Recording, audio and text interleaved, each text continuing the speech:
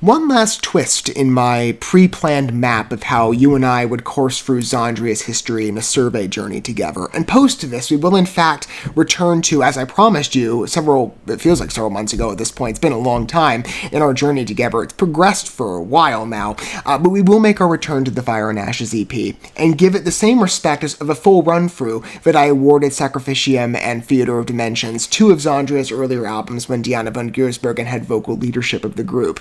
And a glowing period, of course, in their history, though again, as I approach XANDRIA, I'm a fan of anything we've discovered together, and interacted with on First Exploratory Journey, which has been, for the most part, my story with XANDRIA. In fact, since the beginning, when I first approached them, not really knowing what to expect other than symphonic metal, favorite of mine, and of German origin. European metal never disappoints as far as I'm concerned in my world, and I know many of you who are knowledgeable in that scene, many groups I've not even discovered yet. Most of these journeys, for any artist really in the European territory with very light exception, you and I are taking together on a first-time interaction basis. I think it's the best way to enjoy music in a collaborative journey. And if you approach with XANDRIA not knowing their name and this being a debut interaction for you, I hope you feel as welcome here as any long-standing fans. Again, I want to keep this an inclusive space to anybody who's just in mad love with music and perhaps is looking for new names. Maybe I can pitch some out to you. XANDRIA, I think, is one that's quite favorable. Certainly I find that level of prowess is quite dominant in terms of my symphonic metal love. I continually return to this group in whatever era that we've investigated, and there's been many with this group. Consider, when I say eras, I'm thinking of the vocal talents. Going back, at least from what I originally planned we would do in our history dive, starting with Neverworld's End, when Manuela Crawler was a part of the group and for her only album, then moving into Diane von Giersbergen, and now of present standing on Bewuverhies. All three I quite like.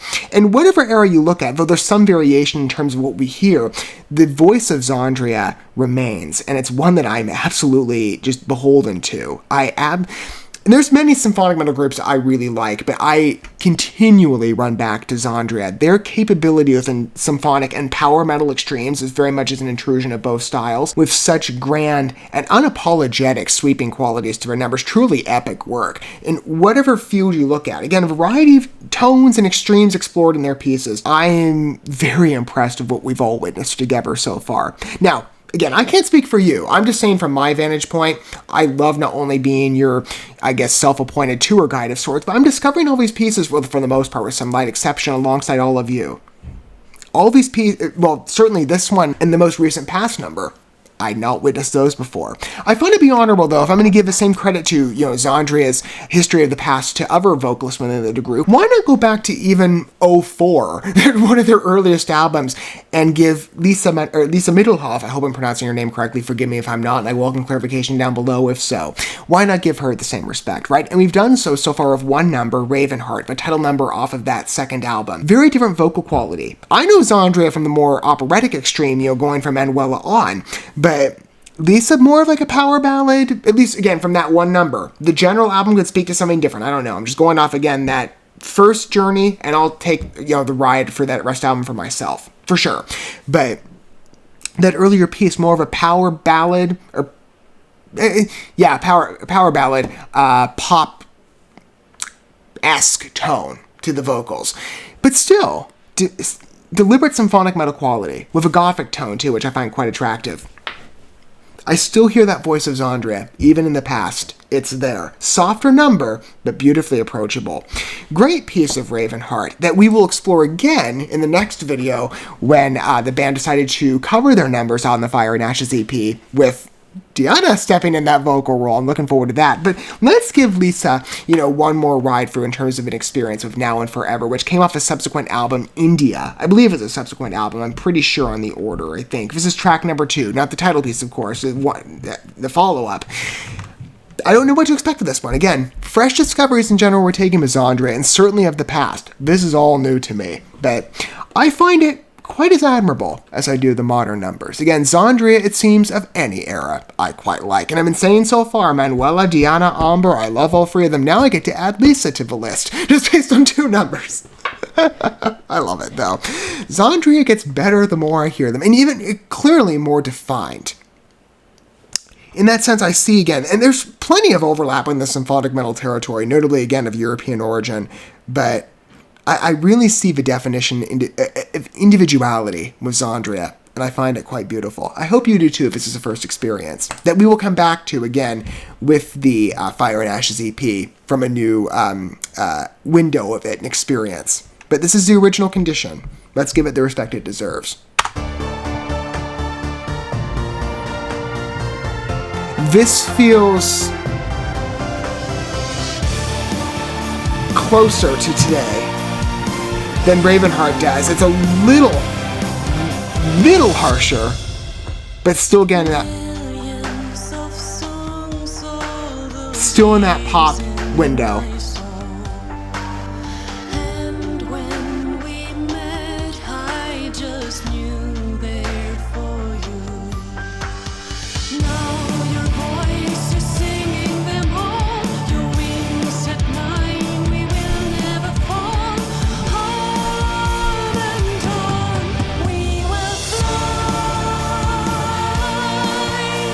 Part of me is like, I hear her inching towards an operatic reach. I don't know. Again, it's still in that lower register. And mixed with the deliberate synths, it very much is, again, like I said, pop. That's how it comes across, pop rock.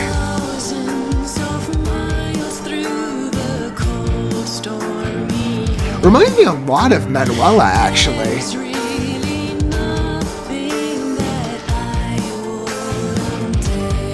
On the lower notes, it's probably the German accent, because I hear similar shades.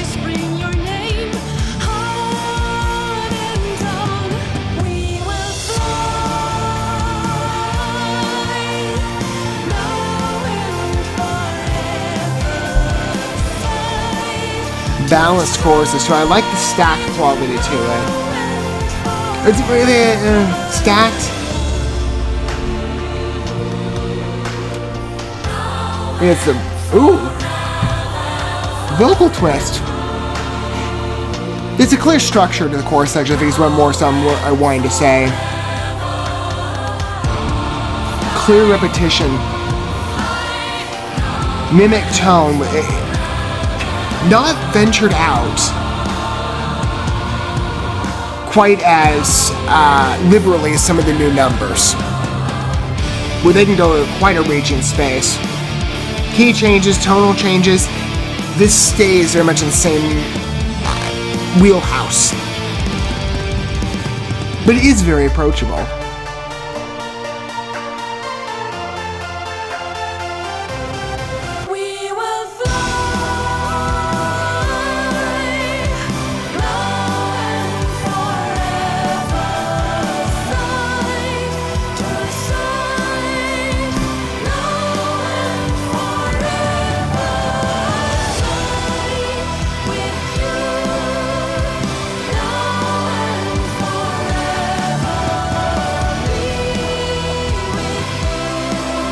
Each step sweeps very well into the next with this number too. There's a clear transference of line, but it all is blended very well.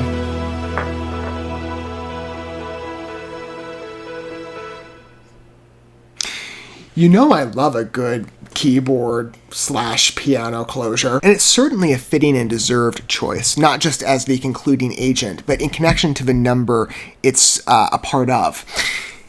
Now and Forever offers quite a deliberate pop mood, which on initiation, right as I indicated, I kind of thought we were going into more of an aggressive side, and there's, I'd say, a slight incline from Ravenheart on the sound. That one seems, well, that's interesting. Ravenheart and Now and Forever definitely keep themselves more reined in and less bombastic or outwardly aggressive to where XANDRIA of today, some of their numbers float. And of course, XANDRIA, as I've said, is quite versatile with their their track listings. It's just based perhaps on loose direction of concept, or if you want to call it story, with some of the recent releases. I'm thinking notably of The Wonder Still Awaiting. Some of the numbers definitely float in that direction based on where I guess the album goes tonally, but either sound is welcome because you still have that proficient XANDRIA voice of what is obviously quite informed and strongly based one, looking at these earlier roots. That's what's so interesting about both India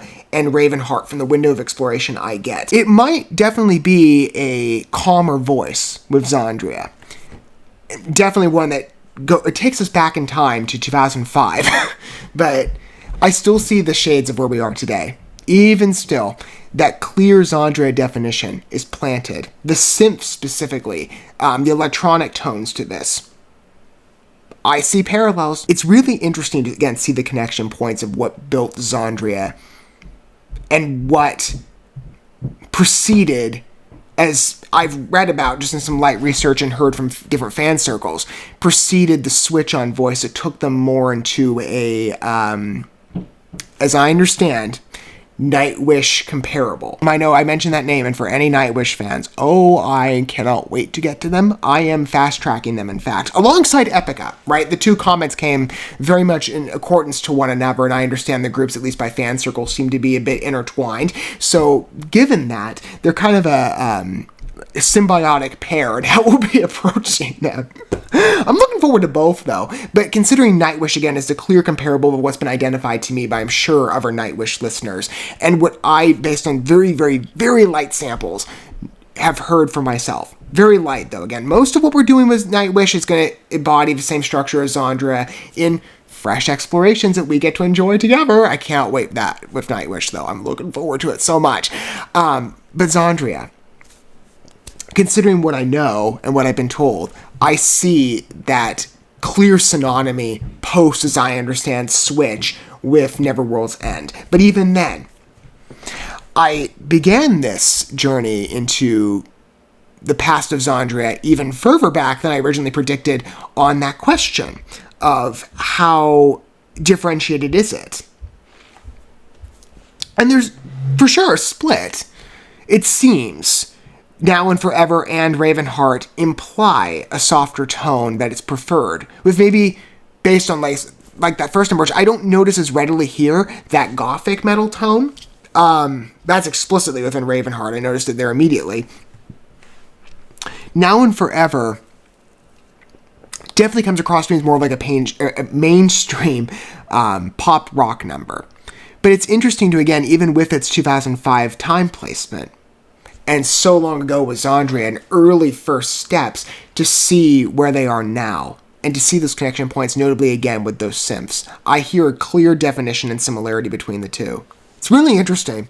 And Lisa's vocals, of course, I found it to be quite surprising that, in fact, her vocals are so reminiscent to me of Manuela Cralera, the lower registers, when Manuela Cralera isn't going into the operatic direction. That's fascinating.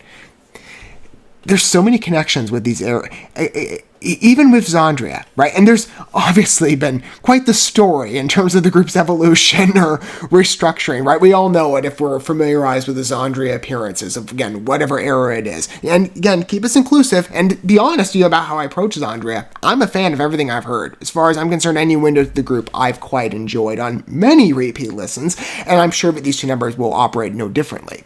Not a contrast at all. I already see it pitching that way. Even though, again, admittedly, I definitely do prefer the XANDRIA of today with the aggressive voice. Again, aggressive metal is what I first and foremost run to. Though, again, I keep an open door to anything. And there's been plenty of occasions where softer numbers have, appealed to me. And with XANDRIA, as long ago as these numbers came out, I still see that clear definition of identity that built them into the voice they are today. Widely explored from that point, but still utilized explicitly. Those synth tones in particular, maybe that pop veneer that I really hear off of the most recent album, The Wonder Still Awaiting, with connection to some numbers of reference in particular. The base of understanding and evolution with XANDRIA was definitely formed here. I see that. There might be switches. There might be definitely a grandiose reach that I think has been well executed. But its foundation, in its own way, was quite strong. Appearing immediately different. And yet, the more you dig into the number, the more you realize, no, it's still the same voice. Just of a different window, and a unique one, I think. I quite like it. Now and Forever is a very endearing, soft piece, much like Ravenheart. Again, in exploring XANDRIA's history, this really is a fun ride, any vantage point you take. I would love to hear how you approach this piece down below, and with XANDRIA as well. Longtime fans or initiate listeners, feel free to chime in down below on your standing if you wish to. I figured it would be respectful, right, to the credit of Fire and Ashes. and to how I approach covers in particular. It's a journey I love taking. But I usually do it for myself, on most occasions with some variation, from time to time, as this is evidence of. Explore the pieces that formed the legacy of what other artists or generations of an artist. Explore. Now and Forever has been more recently redefined, but its original, I'm sure it'll be great, but its original condition was worth witnessing. Certainly to see the comparisons of what will be, with Ravenheart, in association to standing on this. Seeing the direction of where we go, right? That's going to be fascinating. But I think the foundation to where the new pieces will go, or the new variations of these pieces, what formed them, I feel, was quite strong and definitively, in its own way, XANDRIA. Thank you so much for watching this video. Before you bounce, feel free to drop a like and comment, subscribe to this channel with a ding on the bell, and share this video with your friends. And consider checking out the description here. There you'll find links to my other channels, as well as addresses to my other social media accounts and ways you can help support my work if you feel so inclined. May God bless you, and looking forward to when our paths cross again.